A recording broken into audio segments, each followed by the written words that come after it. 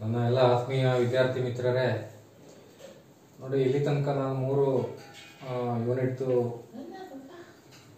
ಏನೇನು ಬೇಕು ಸೈನ್ಸ್ ಎಲ್ಲ ಕೊಟ್ಟಿದ್ದೀನಿ. ಇದು ಕೂಡ ಸ್ವಲ್ಪ ಟೈಮ್ ಆಯಿತು, ಅದಕ್ಕೆ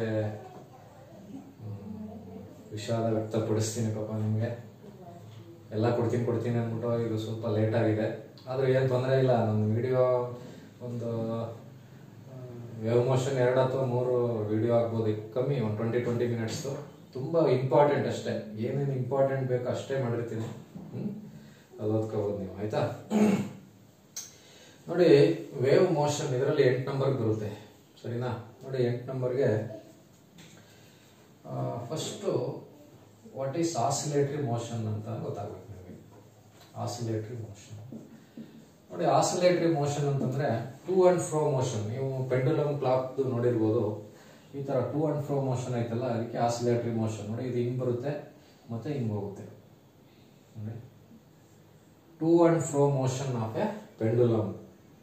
ಯಾವ್ದಾರು ಆಗೋದು, ಪೆಂಡುಲಮೇ ಅಂತಲ್ಲ, ಟು ಅಂಡ್ ಫ್ರೋ ಮೋಷನ್ ಇರ್ತದಲ್ಲ, ಆ ಕಡೆ ಈ ಕಡೆ ಬರುತ್ತಲ್ಲ, ಫ್ರಮ್ ಇಟ್ಸ್ ಮೀನ್ ಪೊಸಿಷನ್. ನೋಡಿ, ಪೆಂಡುಲಮ್ ಕ್ಲಾಕ್ ಏನಾಗುತ್ತೆ, ಹಿಂಗ್ ಬರುತ್ತೆ ಹಿಂಗ್ ಹೋಗುತ್ತೆ. ಇದಕ್ಕೆ ಆಸಿಲೇಟರಿ ಮೋಷನ್. ಆಸಿಲೇಟ್ ಆಯ್ತಾ ಇರ್ತದಲ್ಲ, ಇದಕ್ಕೆ ಆಸಿಲೇಟರಿ ಮೋಷನ್ ಅಂತ ಕರೀತಾರೆ, ಆಯ್ತಾ? Example, pendulum clock. Motion of pendulum in a pendulum clock is an example of oscillatory motion. ಮತ್ತೆ ಒಂದು ಸೀಸಾ ಅಂತ ಬರುತ್ತೆ ನೋಡಿ, ಇದರದ್ದು ಯಾವುದು ಎಕ್ಸಿಬಿಷನ್ ಅಲ್ಲಿ ಉಯ್ಯಾಲೆ ಆಡ್ತಾರಲ್ಲ, ಸೀಸಾ ಅಂತ ಬರುತ್ತಲ್ಲ, ಅದು oscillatory motion. Next periodic motion ಅಂತ ಇದೆ. ಪಿರಿಯಾಡಿಕ್ ಮೋಷನ್ ನೋಡಿ, ಪಿರಿಯಾಡಿಕ್ ಮೋಷನ್ ಅಂದ್ರೆ it is motion of an object which repeats its motion after some particular time. ಅಂತಂದ್ರೆ ಈಗ ಈ ಭೂಮಿ ಸೂರ್ಯನ ಸುತ್ತ ಸುತ್ತುತ್ತದೆ ಅಲ್ವಾ?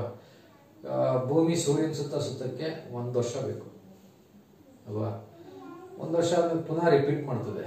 ನೋಡಿ, ಈ ತರ ಸಮ್ ಪರ್ಟಿಕ್ಯುಲರ್ ಟೈಮ್ ಆದ್ಮೇಲೆ ಅದರದ್ದು ಮೋಷನ್ ರಿಪೀಟ್ ಆಗ್ತದಲ್ಲ, ಅದಕ್ಕೆ ಪಿರಿಯಾಡಿಕ್ ಮೋಷನ್ ಅಂತ ಕರೀತಾರೆ. Example, motion of earth around the sun ಅಥವಾ ಮೋಷನ್ ಆಫ್ ಸ್ಯಾಟಲೈಟ್ಸ್, ಇವೆಲ್ಲ periodic motion. Motion which repeats after certain time. ಒಂದಷ್ಟು ಟೈಮ್ ಆದ್ಮೇಲೆ ಅದೇ ಮೋಷನ್ ರಿಪೀಟ್ ಆಯ್ತದಲ್ಲ, ಅಂತದಕ್ಕೆ ಏನಂತ ಕರೀತಾರೆ, ಪಿರಿಯಾಡಿಕ್ ಮೋಷನ್, ಆಯ್ತಾ? ಇದಕ್ಕೆ ಎಕ್ಸಾಂಪಲ್ ಪೆಂಡುಲಮ್ ಅಂತ ಅಂದ್ರೆ ಎಕ್ಸಾಂಪಲ್ಗೆ ರೊಟೇಷನ್ ಆಫ್ ಅರ್ತ್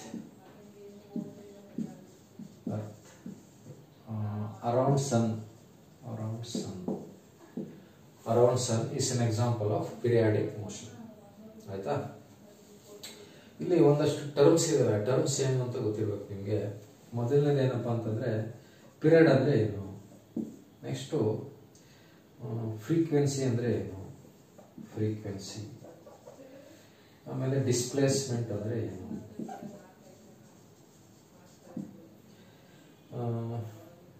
ಆಂಪ್ಲಿಟ್ಯೂಡ್ ಅಂತಂದ್ರೆ ಏನು, ಆಂಪ್ಲಿಟ್ಯೂಡ್. ನೋಡಿ, ಪೀರಿಯಡ್ ಅಂತಂದ್ರೆ time taken to complete one oscillation. ಒಂದು ಆಸಿಲೇಷನ್ ಆಗಕ್ಕೆ, ನೋಡಿ ಹಿಂಗ್ ಬಂದು ಹಿಂಗ್ ಬರಕ್ಕೆ ಒಂದು ಆಸಿಲೇಷನ್ ಅಂತ ಕರೀತಾರೆ. ಇದಕ್ಕೆ ಎಷ್ಟು ಟೈಮ್ ತಗೊಳ್ತದೆ, that is called period. Time taken for one oscillation ಅಥವಾ one vibration is called period. Time taken for one oscillation, time taken for one oscillation is called period. Frequency ಅಂತಂದ್ರೆ number of oscillations per second. ಅಂದ್ರೆ 1 ಸೆಕೆಂಡ್ಗೆ ಎಷ್ಟು oscillation ಆಯ್ತು, 1 ಆಸಿಲೇಷನ್ಗೆ ಎಷ್ಟು time ತಗೊಳುತ್ತೆ, that is period. 1 ಸೆಕೆಂಡ್ಗೆ ಎಷ್ಟು oscillate ಮಾಡ್ತದೆ, number of cycles per second ಅಂತ ಕರೀತಾರೆ. ಫ್ರೀಕ್ವೆನ್ಸಿ ಅಂದ್ರೆ number of oscillation per second ಅಥವಾ number of cycles per second. This is expressed in hertz ಅಂತ. ಹರ್ಟ್ಸ್ ಅಂದ್ರೆ number of cycles per second ಅಂತ, hertz unit of frequency. Next distance travelled. Displacement ಅಂತಂದ್ರೆ ನಾವು distance travelled by vibrating body from its mean position. Vibrating body from its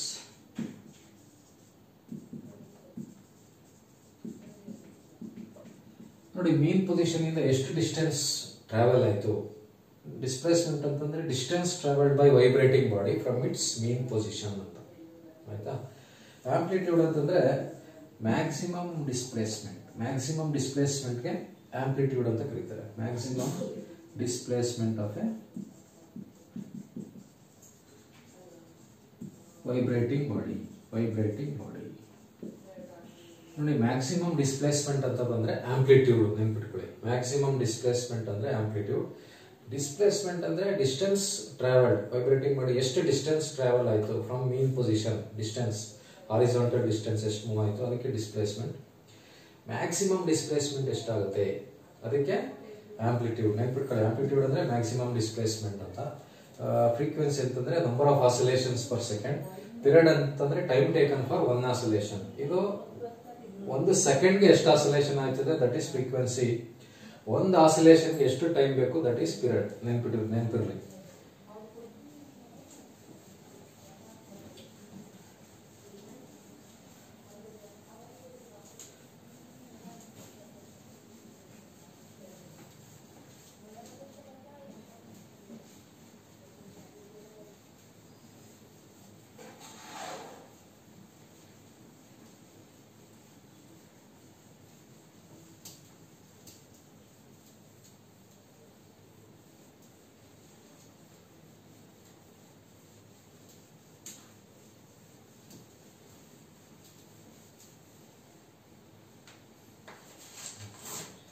ನೋಡಿ, ಈಗ ನಿಮಗೆ oscillatory motion ಮತ್ತೆ periodic motion, period ಅಂದ್ರೇನು, frequency ಅಂದ್ರೇನು, displacement ಅಂದ್ರೇನು, ಆಂಪ್ಲಿಟ್ಯೂಡ್ ಅಂದ್ರೇನು ಗೊತ್ತಾಯ್ತು. ನೋಡಿ, ಎಲ್ಲ ಸ್ವಲ್ಪ ಬೇಸಿಕ್ ಗೊತ್ತಾದ್ರೆ ಸಾಕು, ಆನ್ಸರ್ ಮಾಡಬಹುದು ಸೈನ್ಸಲ್ಲಿ. ಈಗ ನೆಕ್ಸ್ಟು ಸಿಂಪಲ್ ಹಾರ್ಮೋನಿಕ್ ಮೋಷನ್.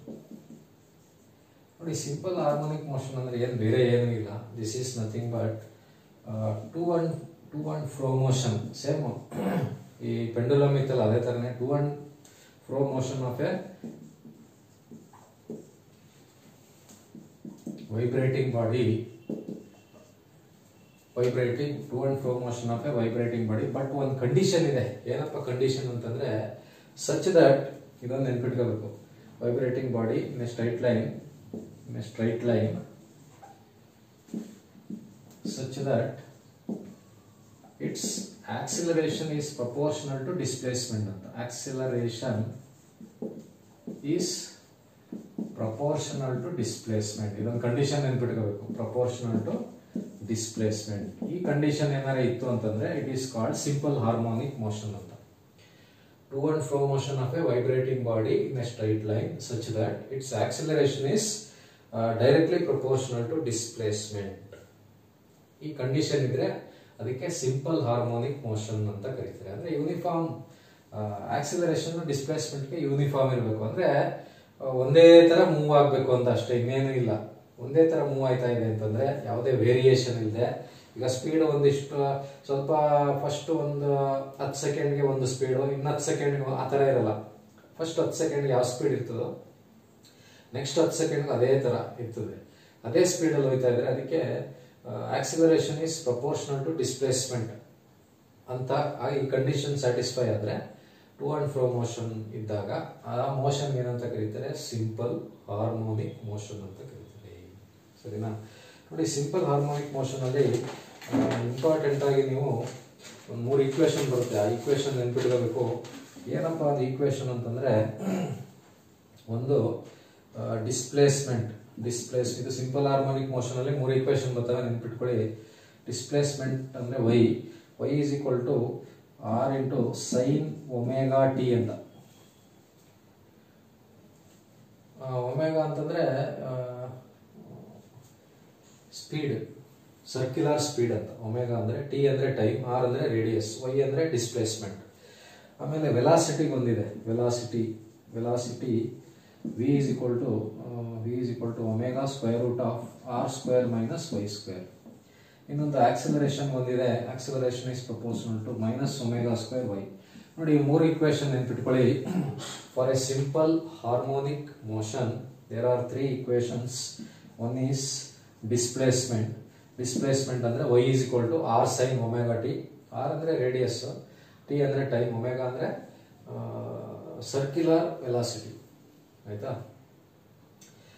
ವೆಲಾಸಿಟಿಗೆ ಈ ಫಾರ್ಮುಲಾ, ಆಕ್ಸಿಲರೇಷನ್ಗೆ ಈ ಫಾರ್ಮುಲಾ. ನೆನ್ಪಿಟ್ಕೊಂಡು ಕೇಳ್ಬಿಡ್ತಾರೆ ಒಂದೊಂದ್ಸರಿ, ಕೇಳಿದ್ದಾರೆ, ಸರಿನಾ? ನೆಕ್ಸ್ಟ್ ಇದಾದ್ಮೇಲೆ ಟೈಮ್ ಪೀರಿಯಡ್ ಒಂದು ಈಕ್ವೇಶನ್ ಇದೆ. ಟೈಮ್ ಕಂಡುಹಿಡಿಯೋಕ್ಕೆ time period T is equal to omega by 2π formula. Omega 2π by omega, sorry 2π by omega. ಆಮೇಲೆ ಫ್ರೀಕ್ವೆನ್ಸಿ, ಏನಂದ್ರೆ ಫ್ರೀಕ್ವೆನ್ಸಿ ಕಂಡುಹಿಡಿಬೇಕು ಅಂತಂದ್ರೆ 1/t ಆರ್ ಇದನ್ನು ಉಲ್ಟಾ ಮಾಡಿದ್ರೆ ಒಮೆಗಾ ಬೈ 2π. ನೋಡಿ ಇದಿಷ್ಟು ಫಾರ್ಮುಲಾ ಒಂದೊಂದ್ಸರಿ ಸಿಂಪಲ್ ಆಗಿ ಕೊಟ್ಬಿಡ್ತಾರೆ. ಟೈಮ್ ಪೀರಿಯಡ್ ಇಷ್ಟ ಆದರೆ ಫ್ರೀಕ್ವೆನ್ಸಿ ಎಷ್ಟು, 1/t ಮಾಡಿದ್ರೆ ಫ್ರೀಕ್ವೆನ್ಸಿ ಬರುತ್ತೆ, ಆಯ್ತಾ?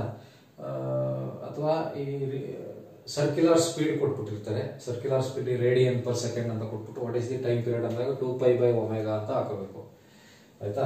ನೋಡೋಣ, ಇದಿಷ್ಟು ಫಾರ್ಮುಲಾ ನೆನ್ಪಿಟ್ಕೋಬೇಕು ನೀವು. ನೋಡಿ, ಈಗ ನಿಮಗೆ ಸಿಂಪಲ್ ಹಾರ್ಮೋನಿಕ್ ಮೋಷನ್ ಅಂದ್ರೆ ಗೊತ್ತಾಯ್ತು. Same it is nothing but to and fro motion of a vibrating body in a straight line such that its acceleration is proportional to displacement. ಈ ಕಂಡೀಷನ್ ಆಗಿದ್ರೆ it is called simple harmonic motion. For simple harmonic motion there are three equations. One is for displacement, another for velocity, another for acceleration. ನೆನ್ಪಿಟ್ಕೋಬೇಕು, ಬರೀ ಇದನ್ನೇ ಕೇಳ್ಬಿಡ್ತಾರೆ, ಸರಿನಾ? ಯಾವುದೋ ಒಂದು example ಕೇಳಿದ್ರು, acceleration equation ಕೇಳಿದ್ರು. Acceleration is proportional to ನೋಡಿ displacement, y ಇದು constant ಇರ್ತದೆ.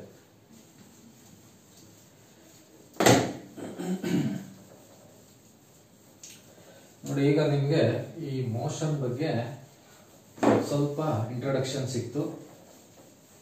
ಈಗ ಬರೋಣ ವೇವ್ ಮೋಷನ್ ಅಂದ್ರೆ ಏನು ಅಂತ. Wave motion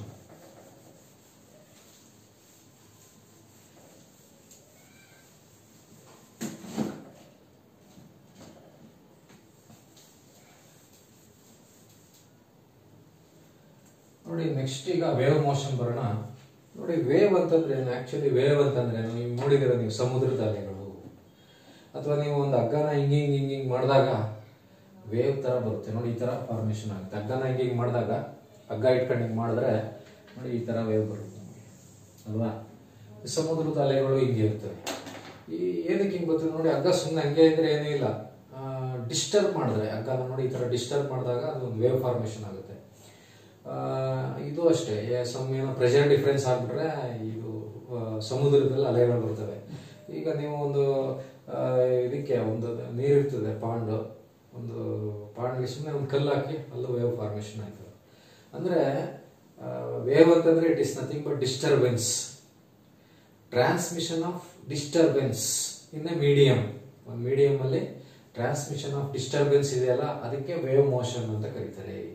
transmission of disturbance. Wave formation ಆಗದೆ ಏನಾದ್ರು ಡಿಸ್ಟರ್ಬೆನ್ಸ್ ಇದ್ರೆ ಮಾತ್ರ, ಗೊತ್ತಾಯ್ತಲ್ವಾ? ಹಂಗೆ ಕಾನ್ಸ್ಟೆಂಟ್ ಆಗಿದ್ರೆ ಯಾವುದೇ ಡಿಸ್ಟರ್ಬೆನ್ಸ್ ಇಲ್ಲ ಅಂದ್ರೆ ಹಂಗೆ ಇರ್ತದೆ. ನೋಡಿ, ಹಗ್ಗ ಸುಮ್ಮನೆ ಹಿಂಗ್ಬಿಟ್ರೆ ಹಂಗೆ ಇರ್ತದೆ.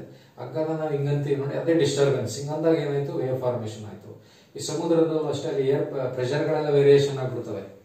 ಪ್ರೆಷರ್ ವೇರಿಯೇಷನ್ ಆದಾಗ ಸಿಸ್ಮಿಕ್ ವೇವ್ಸ್ ಎಲ್ಲಪ್ಪ ಭೂಕಂಪದ ಅಲೆಗಳು ಅಂತ ನೋಡಿ, ಸಿಸ್ಮಿಕ್ ವೇವ್ಸ್ ಅಂತ ಕರೀತಾರೆ ಭೂಮಿ ಒಳಗಡೆ.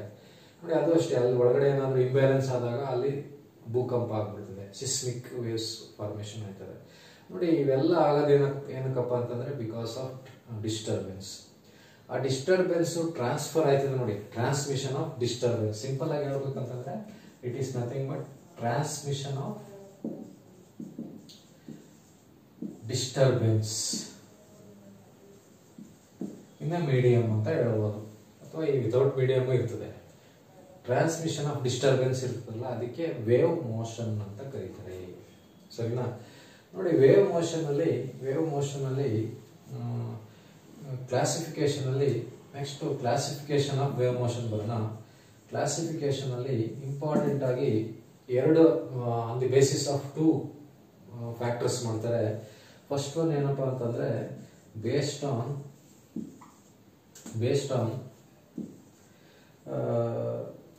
medium. Based on medium ಅಲ್ಲಿ there are two. One is mechanical waves, ಇನ್ನೊಂದು ನಾನ್ ಮೆಕ್ಯಾನಿಕಲ್ ವೇವ್ಸ್ ಅಂತ. ಒಂದು ಮೆಕ್ಯಾನಿಕಲ್ ವೇವ್, ಇನ್ನೊಂದು ನಾನ್ ಮೆಕ್ಯಾನಿಕಲ್ ವೇವ್ ಅಂತ, ಆಯ್ತಾ? ನೋಡಿ ಮೆಕ್ಯಾನಿಕಲ್ ವೇವ್ಸ್ ಅಂತಂದ್ರೆ ಏನಪ್ಪಾ ಅಂತಂದ್ರೆ these are waves which require material medium. ಏನೋ ಒಂದು ಮೀಡಿಯಂ ಬೇಕು ಅವಕ್ಕೆ. It requires material medium. ಎಲ್ಲ ಕಡೆ ಹೋಗಲ್ಲ ಇವು. It requires material medium. Mechanical ಅಂದ್ರೆ it is a type of wave motion which requires medium. Air, water, ಏನೋ ಒಂದು ಮೀಡಿಯಂ ಇರಬೇಕು.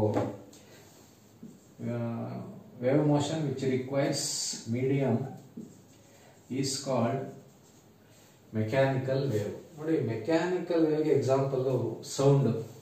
ನೆನ್ಪಿಟ್ಕೊಬಿಡ್ಬೇಕಿನ್ನ ಸೌಂಡ್, ವಾಟರ್ ಮತ್ತೆ ವೇವ್ ಫ್ರಮ್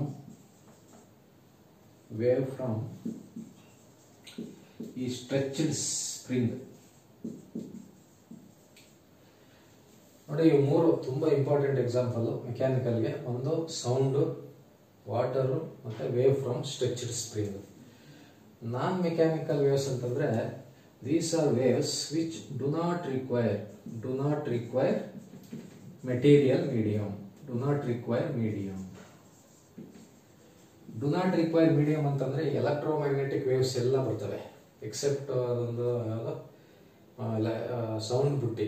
ಎಲೆಕ್ಟ್ರೋಮ್ಯಾಗ್ನೆಟಿಕ್ ವೇವ್ಸ್ ಅಂತಂದ್ರೆ ನೋಡಿ ಯಾವ್ಯಾವ ಬರ್ತವೆ: light wave, radio wave, heat wave, ultraviolet waves ಮತ್ತೆ infrared waves. Light waves, radio waves, heat waves, ultraviolet waves, infrared waves, X rays, laser. ನೋಡಿ ಅವೆಲ್ಲ ಎಕ್ಸ್ರೇ, ಲೇಸರ್ ಅಲ್ಲೇನು ವೇವ್ ಫಾರ್ಮೇಶನ್ ಏನಾಗಲ್ಲ, ಬಟ್ ಅದನ್ನು ಇದಕ್ಕೆ ಬರುತ್ತೆ. ಆಯ್ತಾ? ಇಂಪಾರ್ಟೆಂಟ್ ಆಗಿ ನೋಡಿ, ನಾನ್ ಮೆಕ್ಯಾನಿಕಲ್ ಅಲ್ಲಿ ಎಲೆಕ್ಟ್ರೋಮ್ಯಾಗ್ನೆಟಿಕ್ ವೇವ್ಸ್ ಬಂದ್ಬಿಡ್ತವೆ. ಮೆಕ್ಯಾನಿಕಲ್ ಅಲ್ಲಿ ನೆನ್ಪಿಟ್ಕೊಳ್ಳಿ, ಒಂದು sound wave, water wave from stretched spring. ನೋಡಿ ಸ್ಪ್ರಿಂಗ್ ನ ಹಿಂಗ್ ಮುಟ್ಟಾಗ್ಬಿಡ್ತದಲ್ವಾ, ಸ್ಪ್ರಿಂಗ್ ನ ಹಿಂಗ್ ಎಳ್ದಾಗ್ಬಿಡ್ತದಲ್ವಾ, ಅದು ಮೆಕ್ಯಾನಿಕಲ್ ವೇವ್ಸ್ ಅಂತ. ಸರಿನಾ? ನೋಡಿ based on medium of transmission. Based on medium ಅಲ್ಲಿ ಮೆಕ್ಯಾನಿಕಲ್ ಮತ್ತೆ ನಾನ್ ಮೆಕ್ಯಾನಿಕಲ್ ಅಂತ. ಮೆಕ್ಯಾನಿಕಲ್ ಅಂದ್ರೆ ಇಟ್ ರಿಕ್ವೈರ್ಸ್ ಮೀಡಿಯಂ. ಎಕ್ಸಾಂಪಲ್ ಇವೇನನ್ಬಿಟ್ಟು ನಿಮಗೆ ಪ್ರಶ್ನೆ ಹೆಂಗ್ ಕೇಳ್ತಾರೆ ಅಂದ್ರೆ, sound is mechanical wave, non mechanical wave. ಇನ್ನೂ ಎರಡು ಬರ್ತವೆ, ಲಾಂಜಿಟ್ಯೂಡಿನಲ್ ವೇವ್, ಟ್ರಾನ್ಸ್ವರ್ಸ್ ವೇವ್ ಅಂತ ಅನ್ಕೊಟ್ಬಿಡ್ತಾರೆ. This is mechanical wave. ಸರಿನಾ? ನೆಕ್ಸ್ಟ್ ಎರಡನೇ ಕ್ಲಾಸಿಫಿಕೇಶನ್ ಏನಪ್ಪಾ ಅಂತಂದ್ರೆ, based on this is based on vibration of particle in a medium. ಅಂದ್ರೆ ಒಂದು ಮೀಡಿಯಂ ಅಲ್ಲಿ ಯಾವ ತರ ವೈಬ್ರೇಟ್ ಆಗುತ್ತೆ ಅದ್ರ ಪ್ರಕಾರ ಇನ್ನೊಂದು ಕ್ಲಾಸಿಫಿಕೇಶನ್. ಎರಡು ಕ್ಯಾಟಗರಿ ಇದೆ, ಒಂದು ಬೇಸ್ಡ್ ಆನ್ ಮೀಡಿಯಂ, ಇನ್ನೊಂದು based on vibration of particle in a medium. ನೋಡಿ based on vibration in a particle in medium ಅಲ್ಲಿ ಇದರಲ್ಲೂ ಅಷ್ಟೇ ಎರಡಿದೆ. ಒಂದು ಲಾಂಜಿಟ್ಯೂಡಿನಲ್ ವೇವ್, ಇನ್ನೊಂದು ಟ್ರಾನ್ಸ್ವರ್ಸ್ ವೇವ್. ಲಾಂಜಿಟ್ಯೂಡಿನಲ್ ವೇವ್ ಮತ್ತೆ ಇನ್ನೊಂದು ಟ್ರಾನ್ಸ್ವರ್ಸ್ ವೇವ್. ನೋಡಿ ನಿಮಗೆ ಈ ಸಮುದ್ರದ ಅಲೆಗಳು, ವಾಟರ್ ವೇವ್ಸ್ ನೋಡಿ, ಇದು ಟ್ರಾವೆಲ್ ಆಗೋದು ಈ ಡೈರೆಕ್ಷನ್ ಅಲ್ಲಿ ಅಲ್ವಾ, ಟ್ರಾವೆಲ್ಸ್ ಹಾರಿಜಾಂಟಲಿ. ಬಟ್ ವೈಬ್ರೇಷನ್ ಹೆಂಗಾಗುತ್ತೆ ನೋಡಿ, ಹಿಂಗಾಗುತ್ತೆ ವೈಬ್ರೇಷನ್. ನೋಡಿ ಹಿಂಗ್ ಬರ್ತದೆ ಅಲ್ವಾ, ಹಿಂಗ್ ಬರುತ್ತೆ. ಯಾವ ಡೈರೆಕ್ಷನ್ ಅಲ್ಲಿ ಫ್ಲೋ ಆಯ್ತದೋ ಅದಕ್ಕೆ ಪರ್ಪೆಂಡಿಕ್ಯುಲರ್ ಡೈರೆಕ್ಷನ್ ಅಲ್ಲಿ ವೈಬ್ರೇಷನ್ ಆಗುತ್ತೆ. ಈ ತರ ಆದ್ರೆ this is called transverse vibration. Transverse vibration ಅಂದ್ರೆ it is a type of vibration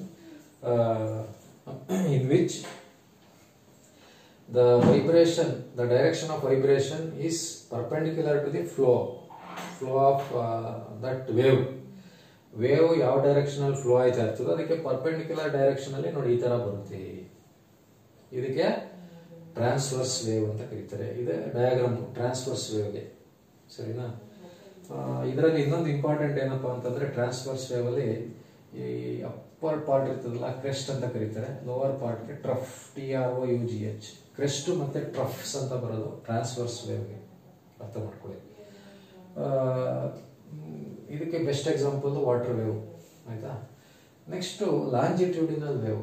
ನೋಡಿ ಲಾಂಜಿಟ್ಯೂಡಿನಲ್ ವೇವ್ಸ್ ಅಂತಂದ್ರೆ ಈ ಬೆಸ್ಟ್ ಎಕ್ಸಾಂಪಲ್ ಸ್ಪ್ರಿಂಗ್ ಎಳಿತೀವಿ ನೋಡಿ. ಸ್ಪ್ರಿಂಗ್ ಎಳೆದಾಗ ನೋಡಿ ಇದೇ ಡೈರೆಕ್ಷನ್ ಅಲ್ಲಿ ಹೋಗುತ್ತೆ. ವೈಬ್ರೇಷನ್ ಹಿಂಗಿಂಗ್ ಏನ್ ಬರಲ್ಲ. ಸ್ಪ್ರಿಂಗ್ ಹಿಂಗಿಂಗ್ ಬರ್ತದ, ಹಿಂಗೇ ಬರುತ್ತೆ ನೋಡಿ. ಇದೇ ಡೈರೆಕ್ಷನ್ ಅಲ್ಲಿ ವೈಬ್ರೇಷನ್ ಇದೇ ಡೈರೆಕ್ಷನ್ ಅಲ್ಲಿ ಆಯ್ತಾ ಇರ್ತದೆ, ಮೋಷನ್ ಇದೇ ಡೈರೆಕ್ಷನ್ ಅಲ್ಲೇ, ವೇವ್ ಮೋಷನ್. ಇದಕ್ಕೆ ಲಾಂಜಿಟ್ಯೂಡಿನಲ್ ವೇವ್ಸ್ ಅಂತ ಕರೀತಾರೆ. ಯಾವ ಡೈರೆಕ್ಷನ್ ಅಲ್ಲಿ ವೇವ್ ಟ್ರಾವೆಲ್ ಆಯ್ತದೋ ಅದೇ ಡೈರೆಕ್ಷನ್ ಅಲ್ಲಿ ವೇವ್ ಫಾರ್ಮೇಶನ್ ಆಯ್ತದೆ ನೋಡಿ. ಹಿಂಗ್ ಬರ್ತದೆ ಇದರಲ್ಲಿ ನೋಡಿ. ಈ ತರ ಒಂದೊಂದ್ ಕಡೆ ಜಾಸ್ತಿ ಬಂದ್ಬಿಡ್ತದೆ, ಒಂದೊಂದ್ ಕಡೆ ಈ ತರ ಗ್ಯಾಪ್ ಇರ್ತದೆ ನೋಡಿ. ಈ ತರ ಹತ್ತತ್ರ ಬಂದ್ಬಿಡ್ತದೆ.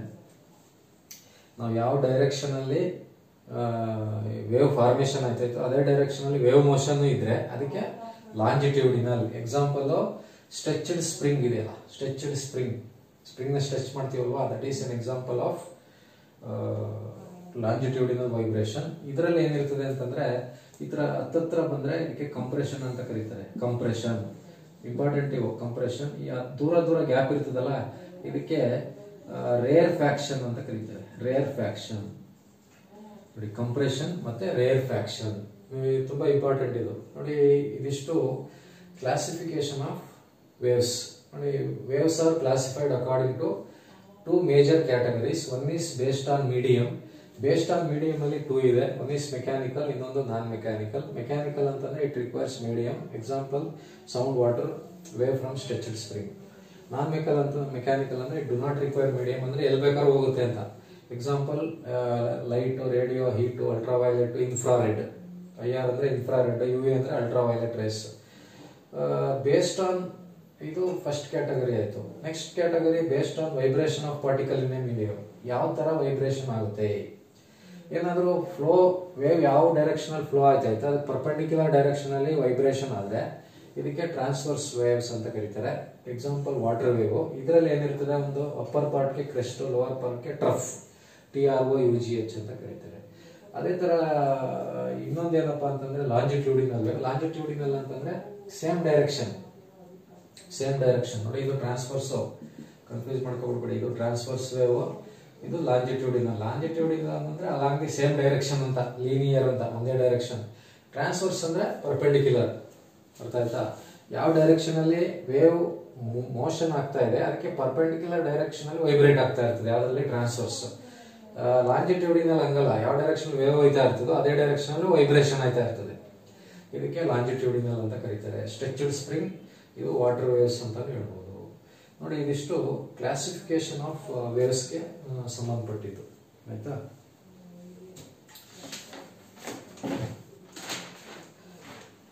ನೋಡಿ ನೆಕ್ಸ್ಟ್ ಇನ್ನೊಂದು ತುಂಬಾ ಇಂಪಾರ್ಟೆಂಟ್ ಇದೆ. ಏನಪ್ಪಾ ಅಂತಂದ್ರೆ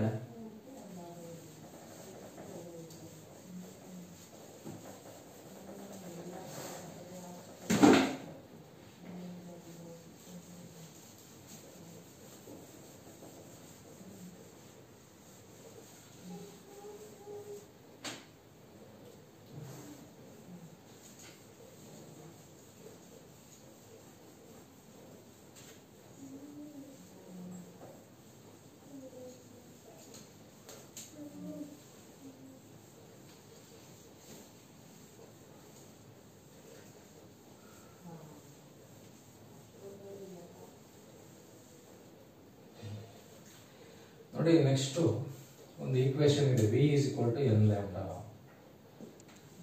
V is equal to n lambda. ನೋಡಿ ಇದು ರಿಲೇಷನ್ ಬಿಟ್ವೀನ್ V ಅಂದ್ರೆ ವೇವ್ ವೆಲಾಸಿಟಿ ಅಂತ. ಪ್ರಾಬ್ಲಮ್ ಬಂದ್ರೆ ಬಂದ್ಬಿಡ್ತದೆ. V ಅಂದ್ರೆ wave velocity meter per second. n ಅಂದ್ರೆ ಫ್ರೀಕ್ವೆನ್ಸಿ ಇನ್ ಹರ್ಟ್ಸ್. ಇದು ಲ್ಯಾಂಬ್ಡಾ ಅಂತಂದ್ರೆ wavelength in meter. Relation between wave velocity, frequency and wavelength is V is equal to n lambda. Equation ನೆನ್ಪಿಟ್ಕೊಳ್ಳಿ. ಇದ್ರಲ್ಲಿ ಏನ್ ಮಾಡ್ತಾರೆ, ಯಾವ್ದಾದ್ರು ಎರಡು ಕೊಟ್ಬಿಡ್ತಾರೆ, ಯಾವ್ದಾದ್ರು ಎರಡು ವ್ಯಾಲ್ಯೂ ಕೊಡ್ತಾರೆ, ಇನ್ನೊಂದು ಕಂಡುಹಿಡಿಯಿರಿ ಅಂತಾರೆ, ಕಂಡುಹಿಡ್ಕೊಳ್ಳೋದು. ಈ ಫಾರ್ಮುಲಾ ಯೂಸ್ ಮಾಡಿದ್ರೆ ಬರುತ್ತೆ, ಸರಿನಾ. ನೆಕ್ಸ್ಟ್ ನೋಡಿ, ಈ velocity of sound velocity of sound ಕಂಡುಹಿಡಿಬೇಕು ಅಂತಂದ್ರೆ ಎರಡು ಫಾರ್ಮುಲಾ ಇದೆ. ಒಂದು ಏನಪ್ಪಾ ಅಂತಂದ್ರೆ ಒಂದಕ್ಕೆ ನ್ಯೂಟನ್ಸ್ ಫಾರ್ಮುಲಾ ಅಂತ ಕರೀತಾರೆ. Newton's formula, one is called Newton's formula. Newton's formula ಏನಪ್ಪಾ ಅಂತಂದ್ರೆ v is equal to square root of y is equal to square root of p by rho. This is the formula used to find velocity of sound using Newton. Newton ಕಂಡುಹಿಡಿದಿರ್ತಕ್ಕಂಥ formula ಇದು. ಇಲ್ಲಿ v ಅಂದ್ರೆ velocity of sound, p ಅಂದ್ರೆ pressure, rho ಅಂದ್ರೆ density.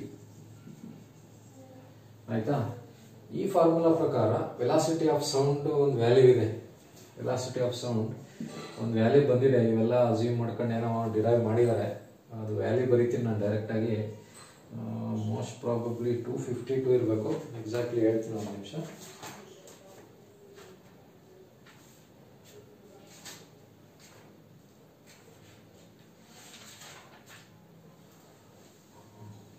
ನೋಡಿ 279 meter per second. ಆಯ್ತಾ? ಈ formula use ಮಾಡಿ ನಾರ್ಮಲ್ ಟೆಂಪರೇಚರ್ ಅಂಡ್ ಪ್ರೆಷರ್ ಅಲ್ಲಿ ಪ್ರೆಷರ್ ಎಷ್ಟು, ಡೆನ್ಸಿಟಿ ಎಲ್ಲ ಸಬ್ಸ್ಟಿಟ್ಯೂಟ್ ಮಾಡಿ, ಅವೆಲ್ಲ ಏನು ಕೇಳಲ್ಲ ನಿಮಗೆ. ಈ ನ್ಯೂಟನ್ಸ್ ಫಾರ್ಮುಲಾ ಪ್ರಕಾರ velocity of sound 279 meter per second. ಆಯ್ತಾ? ಅಪ್ರಾಕ್ಸಿಮೇಟ್ಲಿ. ಇನ್ನೊಂದು ನ್ಯೂಟನ್ ಲ್ಯಾಪ್ಲಾಸ್ ಫಾರ್ಮುಲಾ ಅಂತ ಬರುತ್ತೆ, ಅಥವಾ ಲ್ಯಾಪ್ಲಾಸ್ ಕರೆಕ್ಷನ್ ಅಂತ ಬರುತ್ತೆ. ನ್ಯೂಟನ್ ಲ್ಯಾಪ್ಲಾಸ್ ಫಾರ್ಮುಲಾ ಏನಪ್ಪಾ ಅಂತಂದ್ರೆ, ಇದ್ರ ಮೇಲೆ ಒಂದು ಪ್ರಶ್ನೆ ಇತ್ತು ಲಾಸ್ಟ್ ಎಕ್ಸಾಮ್ ಅಲ್ಲಿ. v is equal to square root of gamma p by rho ಅಂತ ಒಂದು ಎಕ್ಸ್ಟ್ರಾ ಪ್ಯಾರಾಮೀಟರ್ ಸೇರಿಸ್ತಾರೆ. ಏನಪ್ಪಾ ಅಂತಂದ್ರೆ ಗಾಮಾ. ಇದು ಯಾವ್ದು ಬೇಸಿಸ್ ಮೇಲೆ ಡಿರೈವ್ ಮಾಡಿರ್ತಾರೆ ಅಂತಂದ್ರೆ, based on this is isothermal, ಅಂದ್ರೆ ಟೆಂಪರೇಚರ್ ಕಾನ್ಸ್ಟೆಂಟ್ ಅಂತ ತಗೊಂಡು ಮಾಡಿರ್ತಾರೆ, ಟೆಂಪರೇಚರ್ ಕಾನ್ಸ್ಟೆಂಟ್ ಅಂತ. ಬಟ್ ಈ ಲ್ಯಾಪ್ಲಾಸ್ ಅನ್ನೋನು ಏನ್ ಮಾಡ್ತಾನೆ, ಟೆಂಪರೇಚರ್ ಏನು ಕಾನ್ಸ್ಟೆಂಟ್ ಇರಲ್ಲ, ಎಂಟ್ರೋಪಿ ಕಾನ್ಸ್ಟೆಂಟ್, ಅಡಿಯಾಬ್ಯಾಟಿಕ್ ಅಂತ ಅಸ್ಯೂಮ್ ಮಾಡ್ಕೊತಾನೆ. ಎಂಟ್ರೋಪಿ ಆಕ್ಚುಲಿ ಟೆಂಪರೇಚರ್ ಕಾನ್ಸ್ಟೆಂಟ್ ಅಂತ ಇವನು ಮಾಡಿರ್ತಾನೆ ನ್ಯೂಟನ್ ಲ್ಯಾಪ್ಲಾಸ್ ಏನ್ ಮಾಡ್ತಾನೆ, ಆಕ್ಚುಲಿ ಟೆಂಪರೇಚರ್ ಕಾನ್ಸ್ಟೆಂಟ್ ಇರಲ್ಲ, ಅದ್ರ ಬದಲಿಗೆ ಅಡಿಯಾಬ್ಯಾಟಿಕ್ ಅಂದ್ರೆ ಎಂಟ್ರೋಪಿ ಕಾನ್ಸ್ಟೆಂಟ್ ಅಂತ. This is based on adiabatic. ನೆನಪಿಟ್ಕೊಳ್ಳಿ, ಇವನು ನ್ಯೂಟನ್ ಅನ್ನೋನು ಏನ್ ಮಾಡ್ದ, ಟೆಂಪರೇಚರ್ ಕಾನ್ಸ್ಟೆಂಟ್ ಅಂದ್ಬಿಟ್ಟು ಇದೊಂದು ಫಾರ್ಮುಲಾ ಕಂಡಿಡಿದು ಇಷ್ಟು ಬರುತ್ತೆ ಅಂತ ಹೇಳ್ದ, velocity of sound in air. Newton Laplace ಏನ್ ಮಾಡ್ದ ಅಂತಂದ್ರೆ, ಐಸೋಥರ್ಮಲ್ ಅಲ್ಲ, ಅದು ಅಡಿಯಾಬ್ಯಾಟಿಕ್ ಪ್ರೋಸೆಸ್ ಅಂತ ಹೇಳ್ಬಿಟ್ಟು ಒಂದು ಎಕ್ಸ್ಟ್ರಾ ಒಂದು ಟರ್ಮ್ ಇಂಟ್ರೊಡ್ಯೂಸ್ ಮಾಡ್ತಾನೆ. ಇದಕ್ಕೆ ಗಾಮಾ ಅಂತ ಕರೀತಾರೆ. ದಟ್ ಈಸ್ ಕಾಲ್ಡ್ ಗಾಮಾ ಅಂತಂದ್ರೆ it is nothing but CP by CV ಅಂತ. ಗಾಮಾ ಅಂದ್ರೆ ಅಡಿಯಾಬ್ಯಾಟಿಕ್ ಇಂಡೆಕ್ಸ್ ಅಂತ. ದಿಸ್ ಇಸ್ ಅಡಿಯಾಬ್ಯಾಟಿಕ್ ಇಂಡೆಕ್ಸ್ ಅಥವಾ ಗಾಮಾ.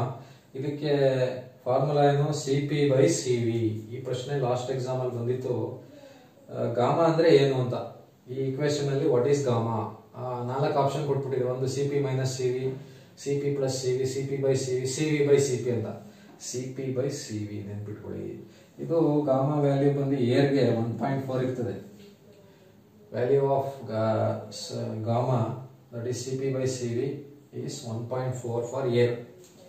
ಇವನು ಇದನ್ನೆಲ್ಲ ಸಬ್ಸ್ಟಿಟ್ಯೂಟ್ ಮಾಡಿ ವ್ಯಾಲ್ಯೂಸ್ ಎಲ್ಲ ತಕೊಂಡು ಚೆಕ್ ಮಾಡಿದಾಗ, according to Newton Laplace the velocity of sound in air ಏನ್ ಬತ್ತಪ್ಪ ಅಂದ್ರೆ 332 ಮೀಟರ್ ಪರ್ ಸೆಕೆಂಡ್ ಬಂತು. ಯೂಶಲಿ ಏನಾರ ನಿಮ್ಗೆ ಎಕ್ಸಾಮ್ ಅಲ್ಲಿ ಕೇಳಿದ್ರೆ what is the velocity of sound in air ಅಂತ ಕೇಳಿದ್ರೆ ಇದು ಬರೀಬೇಕು, 332 ಮೀಟರ್ ಪರ್ ಸೆಕೆಂಡ್. ಇದಾದ್ಮೇಲೆ ಇದು ಬಂದಿರೋದು, ಇದನ್ನ ಯೂಸ್ ಮಾಡ್ತಾರೆ. 332 ನೆನ್ಪಿಟ್ಕೊಳ್ಳಿ. ಲ್ಯಾಪ್ಲಾಸ್ ನ್ಯೂಟನ್ ಮಾಡಿದ್ದು ಎಷ್ಟು, 279. ನ್ಯೂಟನ್ ಲ್ಯಾಪ್ಲಾಸ್ ಮಾಡಿದ್ದು ಎಷ್ಟು ಬಂದಿತ್ತು, 332. ಸರಿನಾ? ಇಂಪಾರ್ಟೆಂಟ್ ಇದು ನೋಡಿ. ನಾನು ನಿಮಗೆ ಫುಲ್ ಇನ್ಡೆಪ್ತ್ ಮಾಡ್ತಾ ಇಲ್ಲ. ಇನ್ಡೆಪ್ತ್ ಬಿಡಿ, ಈಗ ಮಾಡೋಕ್ಕೂ ಕಷ್ಟನೇ, ಆಮೇಲೆ ನೀವು ಕೇಳೋಕ್ಕೂ ಕಷ್ಟ. ಅದು ಏನ್ ಬೇಕು ಎಕ್ಸಾಮ್ಗೆ ಅಷ್ಟೇ ಮಾಡ್ತಾ ಇರೋದು ನೋಡಿ. ಇದು ವ್ಯಾಲ್ಯೂಸ್ ನೆನ್ಪಿಟ್ಕೊಳ್ಳಿ, ಫಾರ್ಮುಲಾ ನೆನ್ಪಿಟ್ಕೊಳ್ಳಿ, ಇದೊಂದು ಯಾವ ಪ್ರಾಸೆಸ್ ನೆನ್ಪಿಟ್ಕೊಳ್ಳಿ, ವ್ಯಾಲ್ಯೂ ನೆನ್ಪಿಟ್ಕೊಳ್ಳಿ. ಇದು ನೋಡಿ, ನ್ಯೂಟನ್ ಲ್ಯಾಪ್ಲಾಸ್ ಯಾವ ಪ್ರಾಸೆಸ್ ಅಡಿಯಾಬ್ಯಾಟಿಕ್, ಇದರಲ್ಲಿ ಫಾರ್ಮುಲಾ ಇದು. ಗಾಮಾ ಅಂದ್ರೆ ಏನು, CP by CV. Value V ಎಷ್ಟು, 332. ಈಗ ನಾವು ಯೂಸ್ ಮಾಡೋದು V ಅಂದ್ರೆ ವೆಲಾಸಿಟಿ ಆಫ್ ಸೌಂಡ್ ಯೂಸ್ ಮಾಡೋದು 332. ಆಮೇಲೆ ನೋಡಿ, ಇನ್ನೊಂದು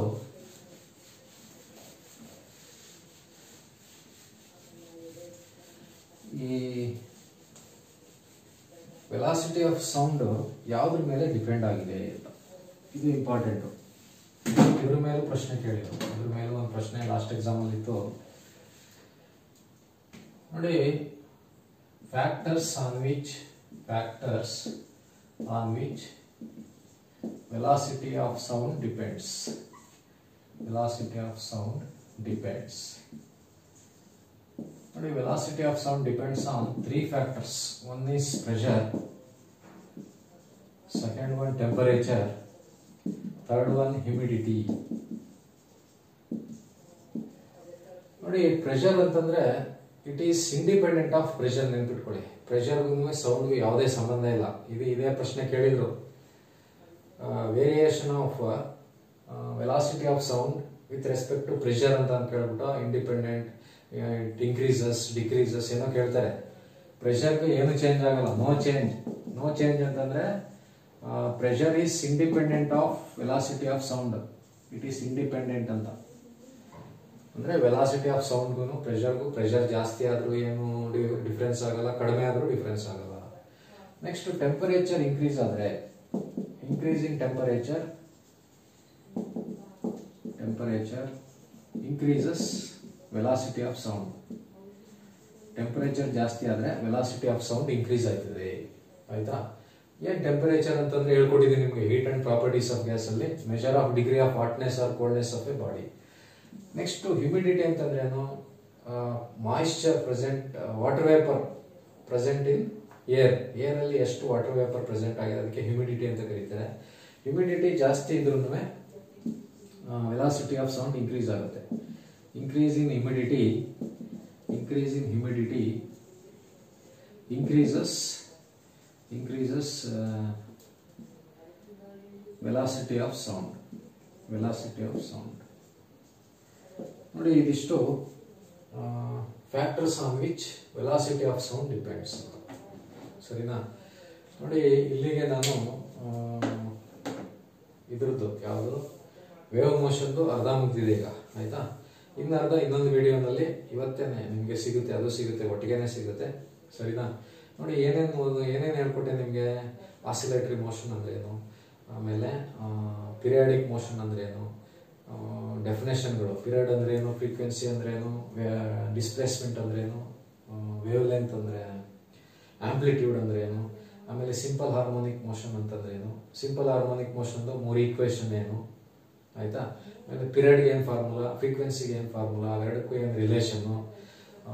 ಅದಾದ್ಮೇಲೆ ವೇವ್ ಮೋಷನ್ ಅಂತಂದ್ರೆ ಏನು, what are the classification of wave motion. ಒಂದು ಬೇಸ್ಡ್ ಆನ್ ಮೀಡಿಯಮ್, ಇನ್ನೊಂದು based on vibrating type of vibration ಯಾವ ತರ ಆಗುತ್ತೆ ಅಂತ. ಬೇಸ್ಡ್ ಆನ್ ಮೀಡಿಯಮ್ ಅಲ್ಲಿ ಮೆಕ್ಯಾನಿಕಲ್, ನಾನ್ ಮೆಕ್ಯಾನಿಕಲ್. ಮೆಕ್ಯಾನಿಕಲ್ ಅಂದ್ರೆ which requires material medium, non mechanical ಅಂದ್ರೆ which do not require material medium. ಇನ್ನೊಂದು ಟೈಪ್ ಆಫ್ ವೈಬ್ರೇಷನ್ ಅಲ್ಲಿ ಎರಡಿದೆ, ಲಾಂಜಿಟ್ಯೂಡಿನಲ್, ಟ್ರಾನ್ಸ್ವರ್ಸ್. ಲಾಂಜಿಟ್ಯೂಡಿನಲ್ ಅಂತಂದ್ರೆ ಸೇಮ್ ಡೈರೆಕ್ಷನ್, ಯಾವ ಡೈರೆಕ್ಷನ್ ಅಲ್ಲಿ ವೇವ್ ಹೋಯ್ತಾ ಇದೆಯೋ ಅದೇ ಡೈರೆಕ್ಷನ್ ಅಲ್ಲಿ ವೈಬ್ರೇಟ್ ಆಯ್ತು, ಹಿಂಗಿಂಗ್ ಆಯ್ತದೆ. ಎಕ್ಸಾಂಪಲ್ ಸ್ಟ್ರೆಚ್ಡ್ ಸ್ಪ್ರಿಂಗ್ ನ ಹಿಂಗೆ ಎಳ್ಬಿಟ್ಬಿಡ್ತೀವಲ್ವಾ, ಹಿಂಗೆ ಆಗ್ತಾ ಇರ್ತದೆ ವೈಬ್ರೇಷನ್. ಅದೇ ಡೈರೆಕ್ಷನ್ ಅಲ್ಲಿ ಮೋಷನ್ ವೇವ್ ಮೂವ್ ಆಗ್ತಾ ಇರ್ತದೆ. ಇನ್ನೊಂದು ಟ್ರಾನ್ಸ್ವರ್ಸ್ ಅಂತ ಬಂದಾಗ ವೇವ್ ಹಿಂಗ್ ಹೋಗ್ತಾ ಇದ್ರೆ ವೈಬ್ರೇಷನ್ ಹಿಂಗಾಗ್ತಾ ಇರ್ತದೆ. ಹಗ್ಗನ ಹಿಂಗ್ ಬಿಡ್ತೀವಿ ನೋಡಿ, ಅದು ಅಷ್ಟೇ. ಅದಾದ್ಮೇಲೆ ಏನ್ ಮಾಡಿದ್ವಿ, ಟೈಪ್ಸ್ ಆಫ್ ವೇವ್ಸ್ ಎಲ್ಲ ಆದ್ಮೇಲೆ velocity of sound in wave, velocity of sound in air. ಅದಕ್ಕೆ 2 ಫಾರ್ಮುಲಾ ಆಯ್ತು, ಒಂದು ನ್ಯೂಟನ್ ಮತ್ತೆ ಇನ್ನೊಂದು ನ್ಯೂಟನ್ ಲ್ಯಾಪ್ಲಾಸ್. ಇನ್ನೊಂದು ಹೇಳಿದ್ವಲ್ಲ ವಿ ಮತ್ತೆ ಎನ್ ಲ್ಯಾಂಬ್ಡಾ, ಅದಕ್ಕೆ relation V is equal to N lambda. ಅದಾದ್ಮೇಲೆ ವೆಲಾಸಿಟಿ ಆಫ್ ಸೌಂಡ್ ಕಂಡಿಡಿಯಕ್ಕೆ 2 ಫಾರ್ಮುಲಾ ಇದೆ, ಒಂದು ನ್ಯೂಟನ್, ಇನ್ನೊಂದು ನ್ಯೂಟನ್ ಲ್ಯಾಪ್ಲಾಸ್. ನ್ಯೂಟನ್ ಅಂದ್ರೆ ಐಸೋಥರ್ಮಲ್, ನ್ಯೂಟನ್ ಲ್ಯಾಪ್ಲಾಸ್ ಅಂತಂದ್ರೆ ಅಡಿಯಾಬ್ಯಾಟಿಕ್. ಅವೆರಡಕ್ಕೂ ವ್ಯಾಲ್ಯೂ ನೆನ್ಪಿಟ್ಕೊಳ್ಳಿ. 279 ಒಂದು, ಇನ್ನೊಂದು 332. ಫ್ಯಾಕ್ಟರ್ಸ್ ಏನು, ಸೌಂಡ್ ಯಾವ್ದ್ರ ಮೇಲೆ ಡಿಪೆಂಡ್ ಆಗುತ್ತೆ ಅಂತಂದ್ರೆ it is independent of pressure, no change. Pressure ಏನೇ ಜಾಸ್ತಿ ಆಗಲಿ ಕಮ್ಮಿ ಆಗಲಿ ಏನು ಚೇಂಜ್ ಆಗಲ್ಲ. ಟೆಂಪರೇಚರ್ ಅಂದ್ರೆ ಇನ್ಕ್ರೀಸ್ ಇನ್ ಟೆಂಪರೇಚರ್ ಅಂತಂದ್ರೆ ವೆಲಾಸಿಟಿ ಇನ್ಕ್ರೀಸ್ ಆಗ್ತದೆ. ಹ್ಯೂಮಿಡಿಟಿ ಇನ್ಕ್ರೀಸ್ ಆದ್ರೂ ವೆಲಾಸಿಟಿ ಆಫ್ ಸೌಂಡ್ ಇನ್ಕ್ರೀಸ್ ಆಯ್ತದೆ. ಇವೆರಡು ಇನ್ಕ್ರೀಸ್ ಆದ್ರೆ ಇನ್ಕ್ರೀಸ್ ಆಯ್ತದೆ. ಟೆಂಪರೇಚರ್ಗೆ ನೋ ಚೇಂಜ್ ಕೇಳಿದರೆ ಈ ಪ್ರಶ್ನೆ ಲಾಸ್ಟ್ ಎಕ್ಸಾಮ್ ಅಲ್ಲಿ. ನೋಡಿ, ನೆಕ್ಸ್ಟ್ ವಿಡಿಯೋನಲ್ಲಿ ನಿಮಗೆ ಇನ್ನೊಂದು ಇದು ಉಳ್ಕೊಂಡಿರೋ ಭಾಗ ಹೇಳ್ಕೊಡ್ತೀನಿ. ಇಲ್ಲಿಗೆ ಇವತ್ತು ಇದು ಕ್ಲಾಸ್ ಕ್ಲೋಸ್ ಮಾಡೋಣ. ಯಾರ್ಯಾರು CET ಬರೀತಾ ಇದ್ರೆ ಏನು ಹೆದರ್ಕೋಬೇಡಿ, ಬರೀ ಈ ವಿಡಿಯೋ ನೋಡಿ ಸಾಕು, ಆನ್ಸರ್ ಮಾಡ್ಬೋದು. ಎಲ್ಲರಿಗೂ ಒಳ್ಳೆಯದಾಗಲಿ. All the best.